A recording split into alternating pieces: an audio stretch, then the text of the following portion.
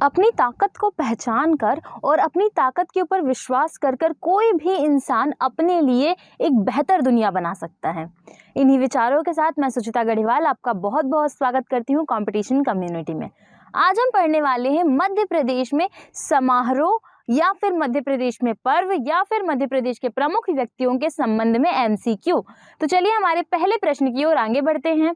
हमारा पहला प्रश्न है, भवानी प्रसाद मिश्र जी का जन्म स्थान है, मतलब इनका जन्म कहाँ पर हुआ था आपको ये बताना है। सागर, उज्जैन, इंदौर और होशंगाबाद।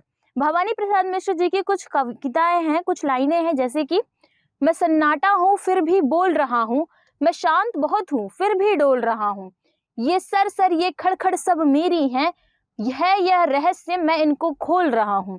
साथ ही हम बात कर लेते हैं कि इनके जन्म की, तो भवानी प्रसाद मिश्र जी का जन्म होशंगाबाद जिले के अंतर्गत हुआ था, जो कि मध्य प्रदेश में आता है और मध्य प्रदेश के दक्षिणी जिलों में से एक है।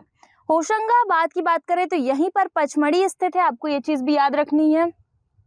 इसका नाम बदलकर नर्मदापुरम भी कर दिया गया है, ये भी आपको याद रखना है।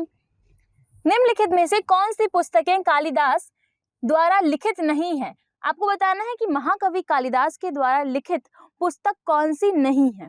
पहला है मेघदूतम, कुमार संभवम, उत्तर रामचरित्रम और ऋतु संहारम। कालिदास की जब हम बात करते हैं तो मेघदूतम क्लियर है, कालिदास ने लिखी है। कुमार संभवम भी कालिदास के द्वारा लिखी गई है और ऋतु संहारम भी, अर्थात हमारा ऑप्शन नंबर सी हो जाएगा। उत्तर रामचरित्रम जो है यह कालिदास ने नहीं लिखी है। नेक्स्ट क्वेश्चन में हम चलते हैं। रश्मि रेखा नामक पुस्तक का लेखक कौन है या कौन था? गजानन माधव मुक्तिबोध, बालकृष्ण शर्मा नवीन, हरिशंकर परसाई और भवानी प्रसाद मिश्र।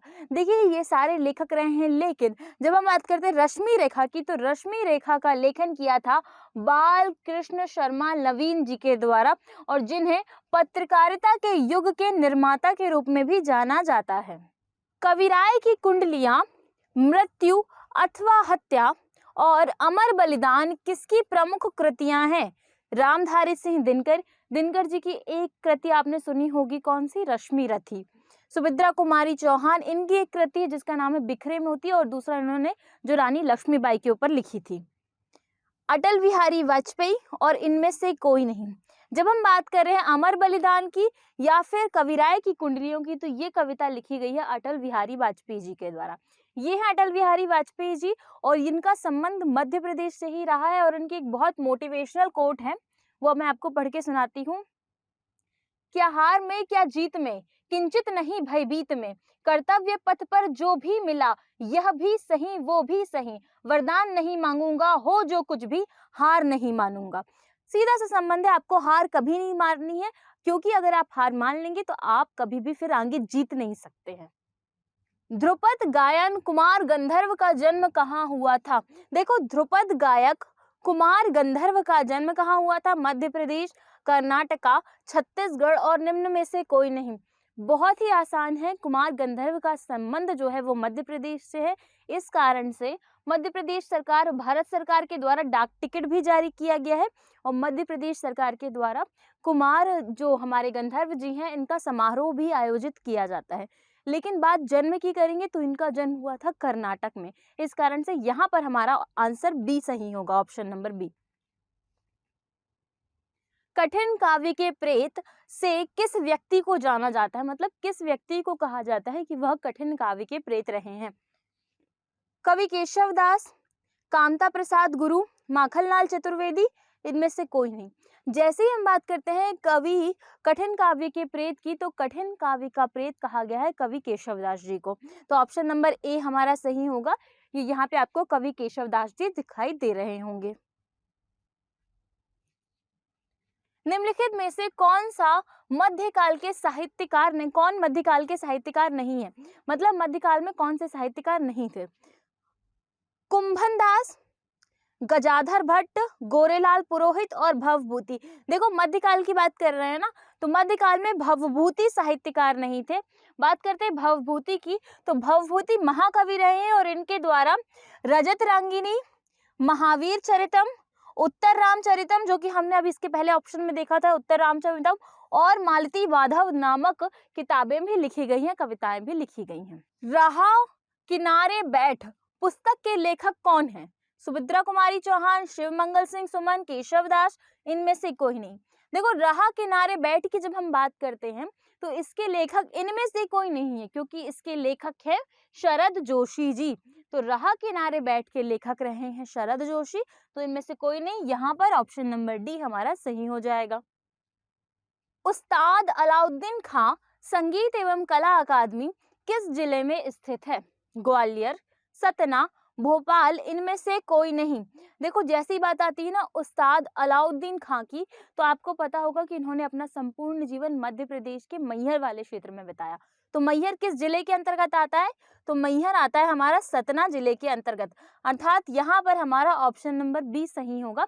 सतना जिले के अंतर्गत मैहर आता है। तो उस्ताद अलाउद्दीन खां समारोह जो है या कला अकादमी जो है वो कहाँ मनाई जाती है? तो कला अकादमी जो है वो मैहर में मनाई जाती है। तो यहाँ पे उस्ताद अलाउद्दीन खां की अकादमी और उस्ताद अलाउद्दीन खां समारोह दोनों मैहर सतना में मनाया जाता है। मध्य प्रदेश में उर्दू अकादमी भोपाल में कब स्थापित की गई? क्वेश्चन आपसे ये पूछ रहा है।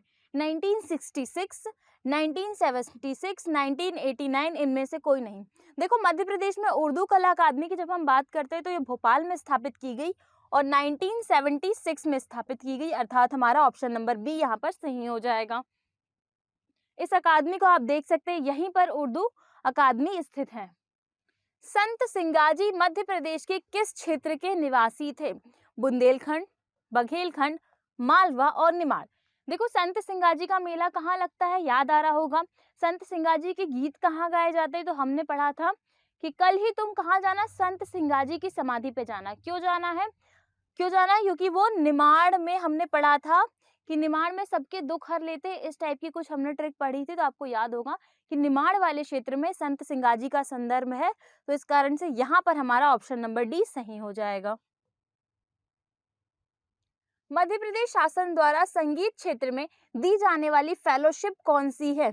श्रीकांत वर्मा, अलाउद्दीन खां, चक्रधर सिंह और अमृता शेरगिल। देखो, मध्य प्रदेश सरकार के द्वारा संगीत के क्षेत्र में जो फेलोशिप दी जाती है वो होती चक्रधर फेलोशिप। और आप देख सकते हैं चक्रधर जो है वो रायगढ़ के राजा रहे हैं, जो कि इनका सीधा संबंध जो है वो वर्तमान के छत्तीसगढ़ से है। बिखरे मोती के रचयिता हैं मुक्तिबोध, आज्ञेय, सुभद्रा कुमारी चौहान और दिनकर। जब हम बात करते हैं बिखरे मोती की, तो बिखरे मोती की रचना की गई थी सुभद्रा कुमारी चौहान जी के द्वारा। इस कारण से यहाँ पर हमारा ऑप्शन सी होगा, सुभद्रा कुमारी चौहान। ये आप देख सकते हैं। इसके अलावा सुभद्रा कुमारी चौहान ने और भी बहुत सारी कविताएं लिखी हैं जो महत्वपूर्ण हो जाती हैं। कौन सा साहित्यकार मध्य प्रदेश से संबंधित नहीं है? धर्मवीर भारती, शरद जोशी, प्रभाकर माचवे और हरिशंकर परिसाई। देखो, जैसे ही हम बात कर रहे हैं ना कि कौन सा साहित्यकार मध्य प्रदेश से संबंधित नहीं है, तो इनका नाम है धर्मवीर भारती। क्योंकि धर्मवीर भारती जो है इनका जन्म इलाहाबाद उत्तर प्रदेश में हुआ था और इनका जन्म मध्य प्रदेश से संबंधित नहीं है। इसके अलावा इनकी प्रमुख रचनाएं आप देख सकते हैं।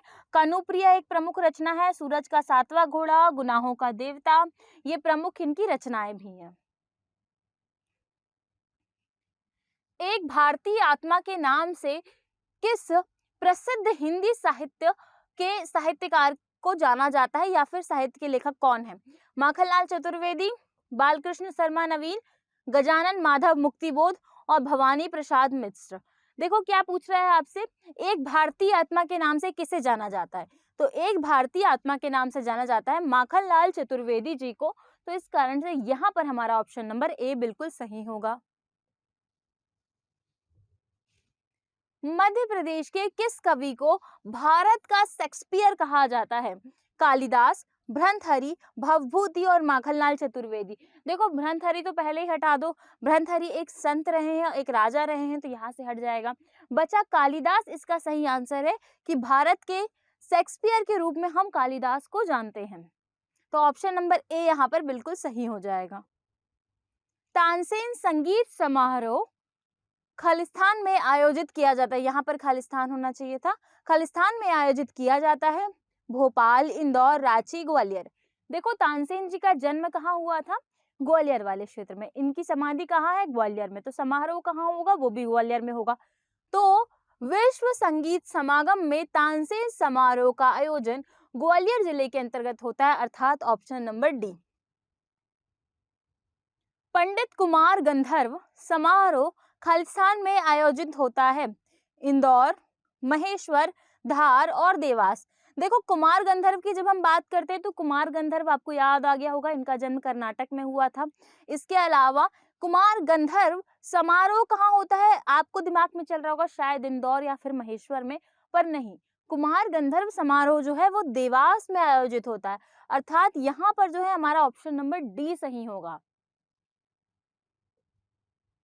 कौन सा शास्त्रीय संगीत का घराना मध्य प्रदेश से संबंधित नहीं है? मैहर घराना, ग्वालियर घराना, सोनिया घराना या फिर सेनिया घराना और साराभाई घराना। देखो शास्त्रीय संगीत की जब हम घराने की बात करते हैं तो आपको पता होगा कि जो तानसेन रहे हैं उनका घराना हुसैनी घराना कहलाता है।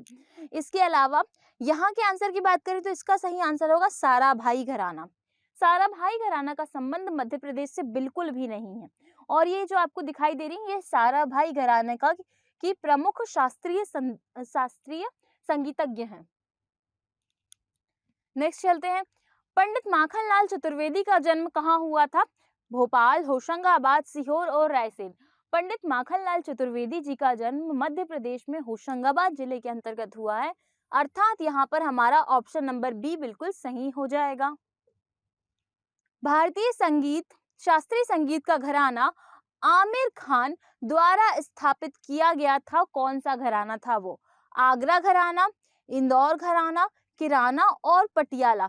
देखो जब हम भारतीय शास्त्रीय संगीत के घराने की बात करते हैं जो कि आमिर खान के द्वारा स्थापित किया गया था, वो घराना था हमारा इंदौर घराना।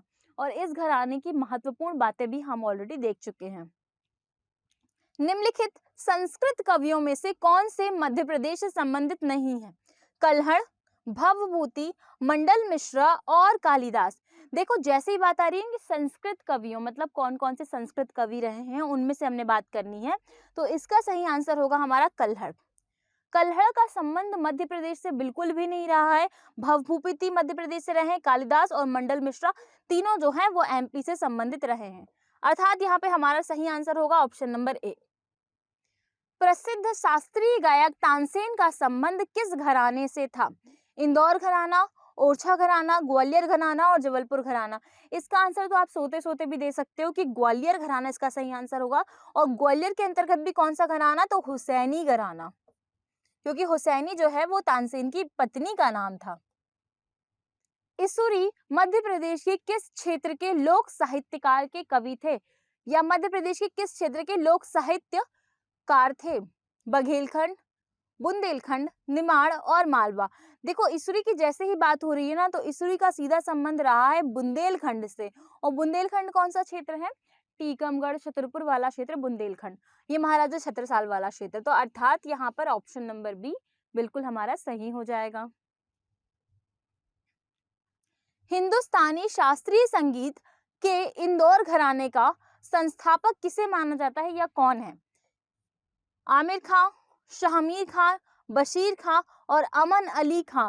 देखो अब भी हमने थोड़ी देर पहले इससे संबंधित क्वेश्चन लगाया था कि आमिर खां के द्वारा कौन से घराने की स्थापना की गई। बात हो रही है इंदौर घराने की, तो इसकी स्थापना आमिर खां के द्वारा की गई थी, तो ऑप्शन नंबर ए हमारा यहाँ पे बिल्कुल सही हो जाएगा। केशव जयंती समारोह खालिस्तान में आयोजित किया जाता है। केशव जयंती समारोह की बात करेंगे भोपाल, धार, ओरछा और भिंड। तो यह समारोह जो है यह भोपाल जिले में आयोजित किया जाता है। इसके साथ ही साथ में भोपाल जो है यह मध्य प्रदेश की राजधानी के रूप में भी जानी जाती है, तो इसका सही आंसर होगा option number A. Madhya Pradesh के प्रसिद्ध सितार वादक का नाम बताइए। पंडित निखिल बैनर्जी, पंडित रविशंकर, अनुपमा देवी, उस्ताद शाही परवेज खान। देखो, जब बात कर रहे हैं हम सितार वादक की, तो मध्य प्रदेश में प्रमुख सितार वादक रहे हैं पंडित रविशंकर। तो पंडित रविशंकर का संबंध किससे? सितार से है। तो ऑप्शन नंबर बी यहाँ पर हमारा सही हो जाएगा। कवि कालिदास द्वारा अपने महाकाव्य मेघदूत में इस जगह को मान दिया गया है, मतलब सम्मान दिया गया है, किस जगह को? उज्जैन, मांडू, रीवा और होशंगाबाद। इसका आंसर भी हमने ऑलरेडी पढ़ा था कि जो हमारे कालिदास जी हैं उन्होंने मेघदूत में उज्जैन के बारे में बातें की थी। तो हमारा ऑप्शन नंबर ए यहाँ पर सही होगा, उज्जैन। केवल 2 संगीतकारों को अब तक भारत रत्न पुरस्कार से सम्मानित किया गया है। एक तमिलनाडु से एम.एस. सुब्बुलक्ष्मी हैं और अन्य मध्य प्रदेश से थे। वो कौन है? आशा भोसले, लता मंगेशकर, सरोजिनी मिश्रा और कमला देवी। देखो, जैसे ही बात आ रही है ना भारत रत्न से, तो आपको पता है लता मंगेशकर जी को भारत रत्न दिया गया है, तो सीधा सीधा आंसर होगा लता मंगेशकर जी।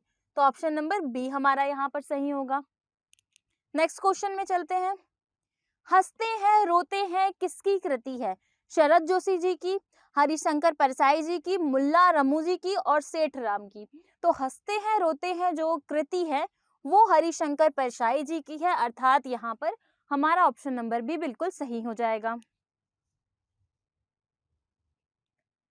इसके साथ हमने मध्य प्रदेश के प्रमुख व्यक्तियों से संबंधित एमसीक्यू को यहाँ पर समाप्त कर लिया।